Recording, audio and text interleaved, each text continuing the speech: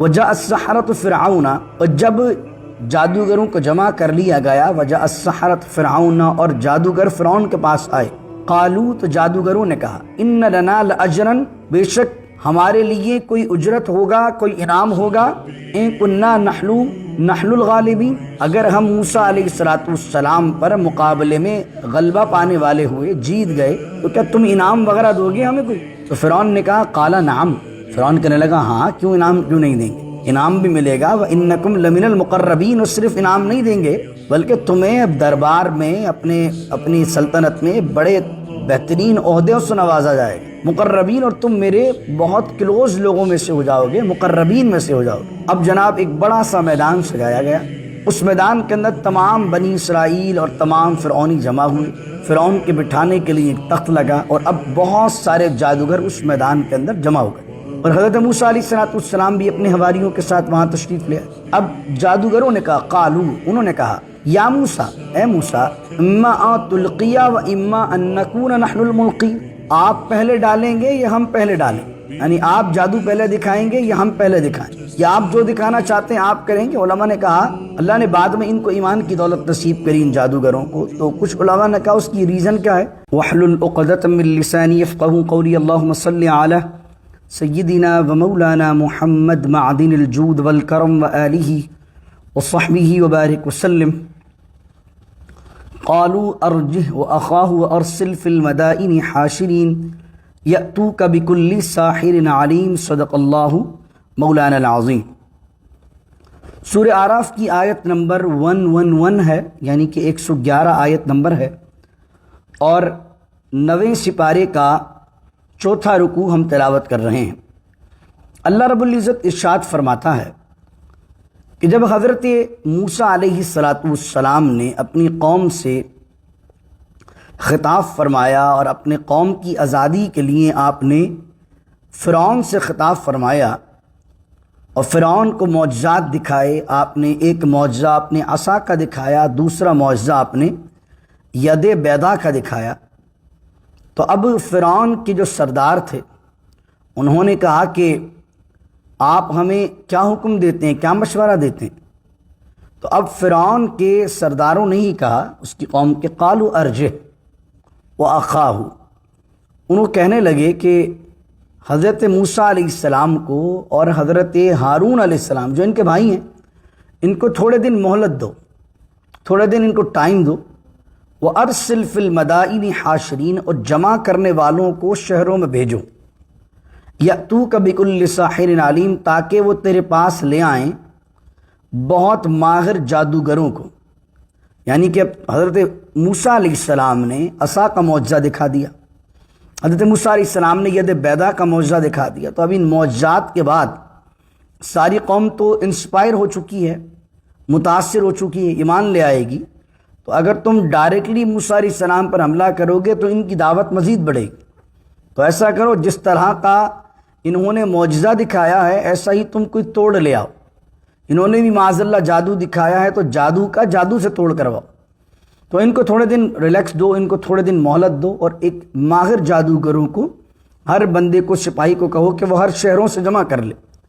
وجاء السحرۃ فرعون، اور جب جادوگروں کو جمع کر لیا گیا، وجاء السحرۃ فرعون، اور جادوگر فرعون کے پاس آئے، قالوا، تو جادوگروں نے کہا، ان لنا لاجرا، بے شک ہمارے لیے کوئی اجرت ہوگا، کوئی انعام ہوگا، ان کنا نحن الغالبین، اگر ہم موسیٰ علیہ السلام پر مقابلے میں غلبہ پانے والے ہوئے، جیت گئے، تو کیا تم انعام وغیرہ دو گے ہمیں کوئی؟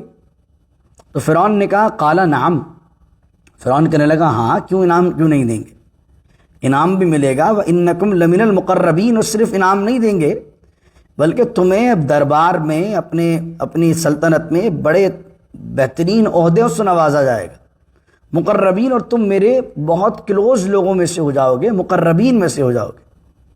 اب جناب ایک بڑا سا میدان سجایا گیا، اس میدان کے اندر تمام بنی اسرائیل اور تمام فرعونی جمع ہوئے، فرعون کے بٹھانے کے لیے ایک تخت لگا، اور اب بہت سارے جادوگر اس میدان کے اندر جمع ہو گئے، اور حضرت موسیٰ علیہ السلام بھی اپنے حواریوں کے ساتھ وہاں تشریف لے آئے۔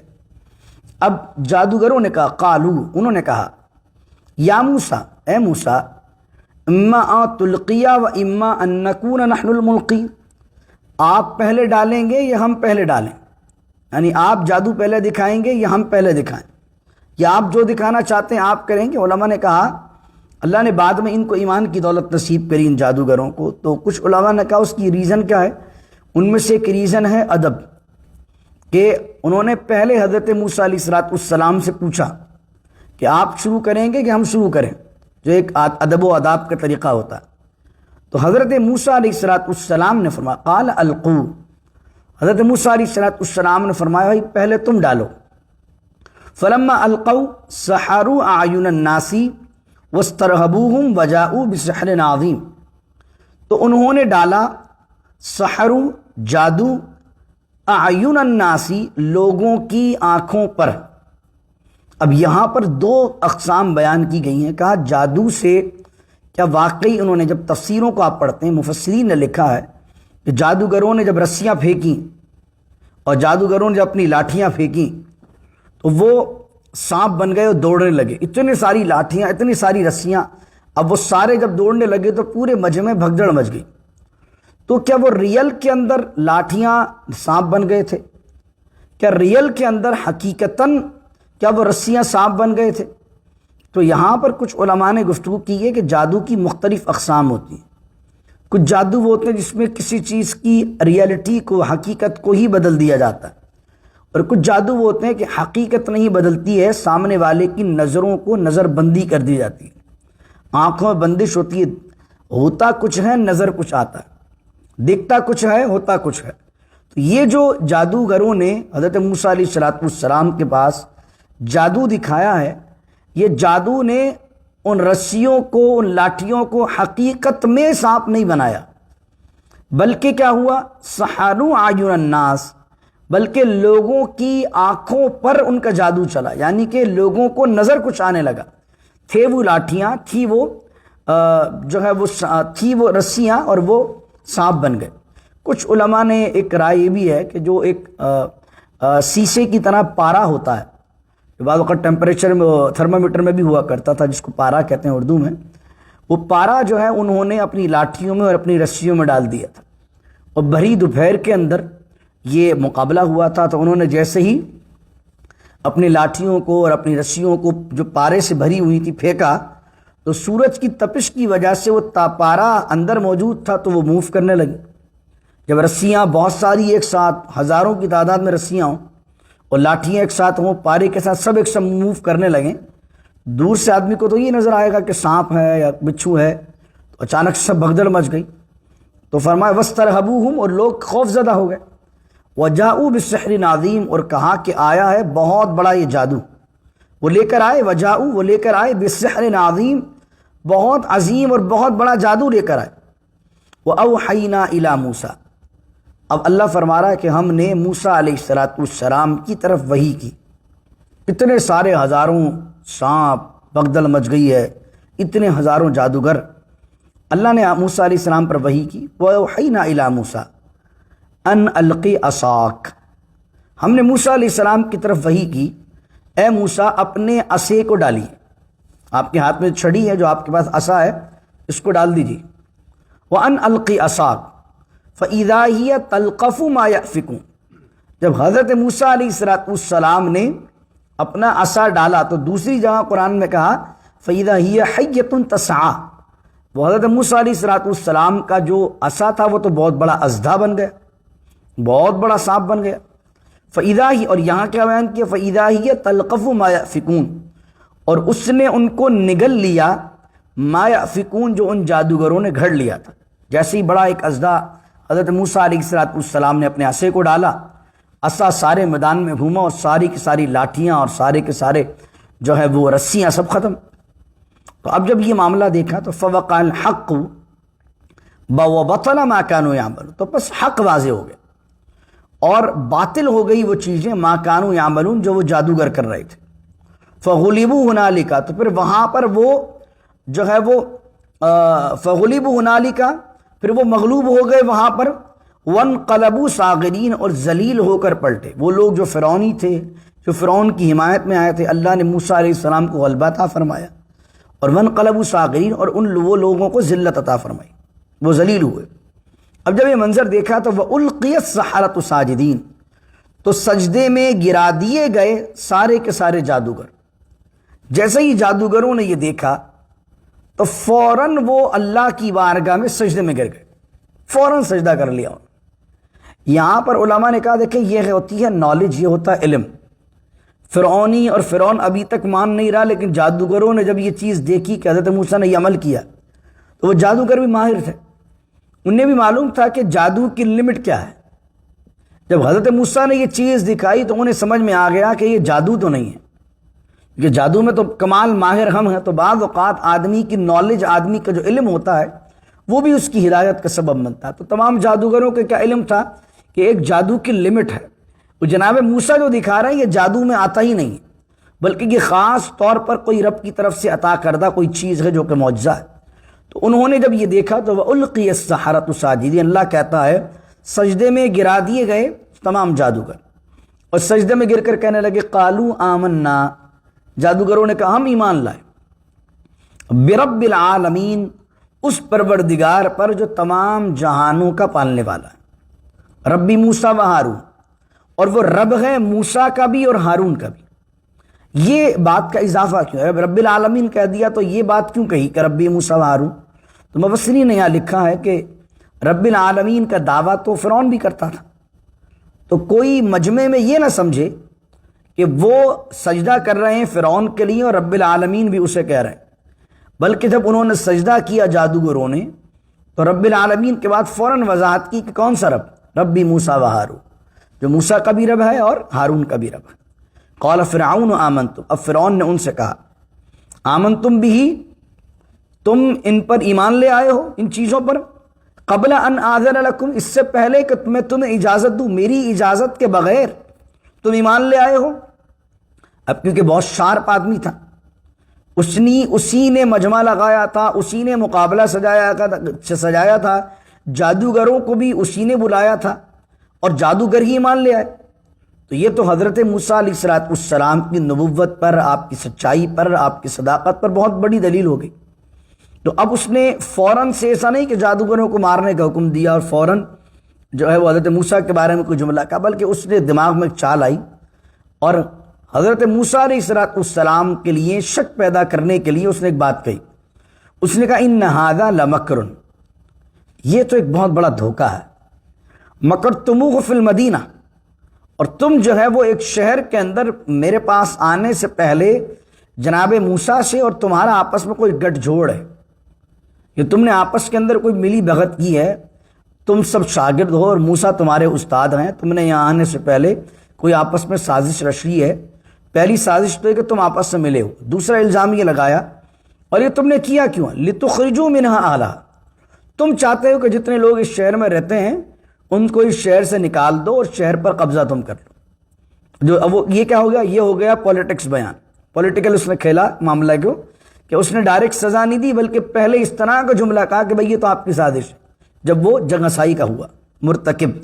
فسوف تعلمون، اب فرعون نے سختی سے کہا ان جادوگروں، ان قریب تم جان لو گے اب میں تمہارے ساتھ کیا کرتا ہوں، تم نے مجھے دھوکہ دیا، موسیٰ کے ساتھ گٹھ جوڑ کر کے ان کے ساتھ مل گئے، لأقطعن ایدیکم وارجلکم، اور میں ضرور کاٹوں گا تمہارے ہاتھوں کو، وارجلکم تمہارے پیروں کو، من خلاف مخالف سمت سے۔ مخالف سمت سے مراد کیا ہے؟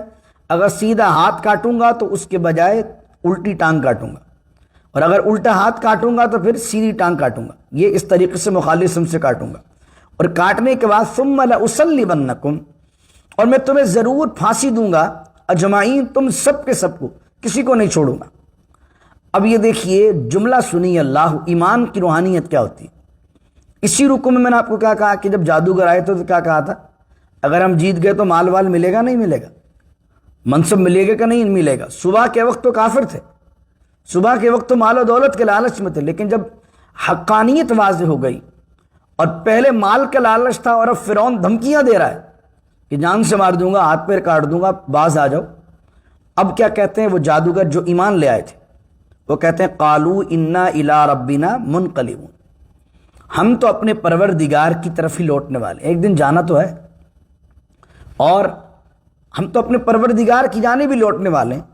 وما توقی منا، اور تجھے کیا برا لگا، تجھے یہی بات بری لگی نا کہ اللہ ان آمنا بھی آیات ربنا، کہ ہم ایمان لے آئے اپنے رب کی آیات پر.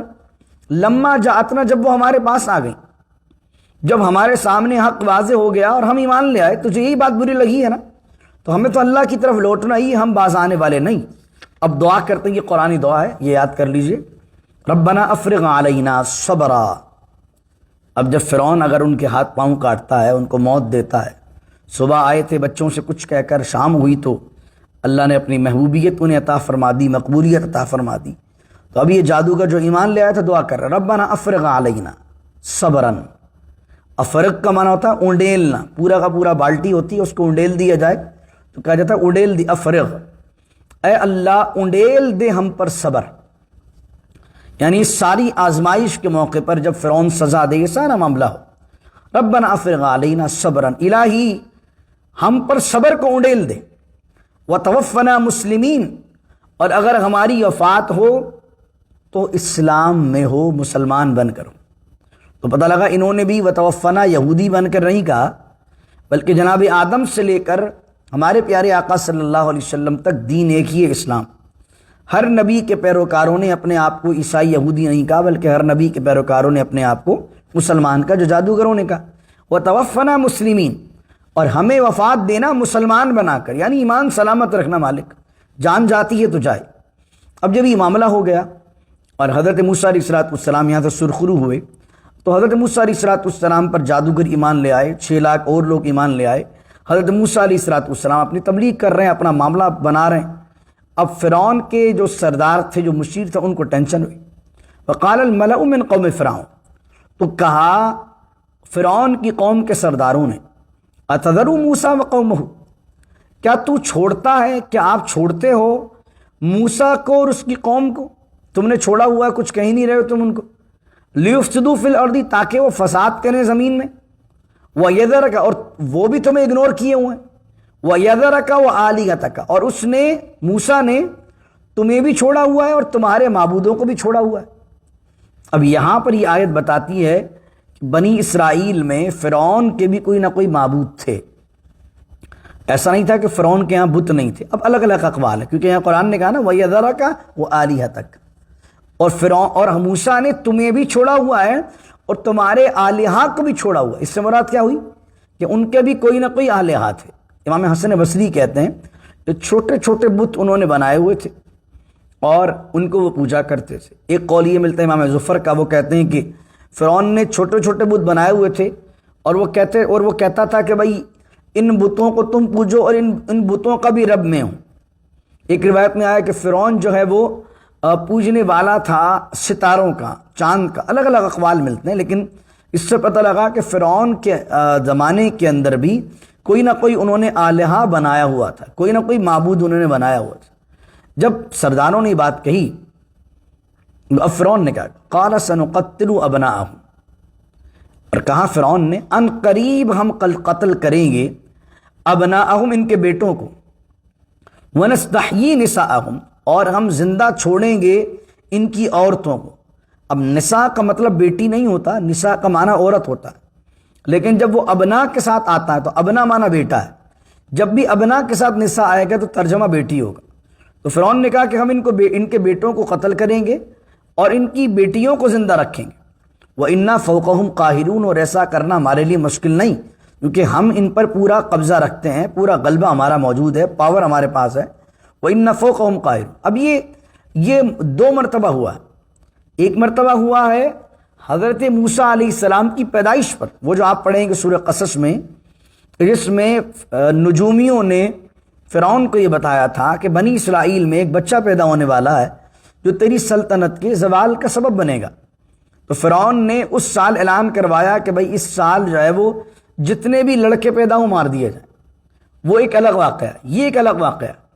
اس میں کیا تھا کہ اس نے کہا کہ حضرت موسیٰ کے ساتھ جو نوجوان شامل ہو رہے ہیں، تو حضرت موسیٰ علیہ السلام کی قوم بنی اسرائیل بڑھ رہی ہے، ان کی سپورٹ بڑھ رہی ہے، ان کے لوگ بڑھ رہے ہیں، تو ایسا کرو بیٹیوں کو ان میں چھوڑو اور لڑکوں کو مار دو. نہ لڑکے ہوں گے، نہ مرد ہوں گے، نہ فوج بنے گی. تو آہستہ آہستہ آہستہ سب کو قتل کر دو. قال سنقتل ابناءہم، اور جو ان کے نوجوان لڑکے ہیں ان کو بھی مارو، ان کی بیٹیوں کو چھوڑ دو، عورتوں کو چھوڑ دو۔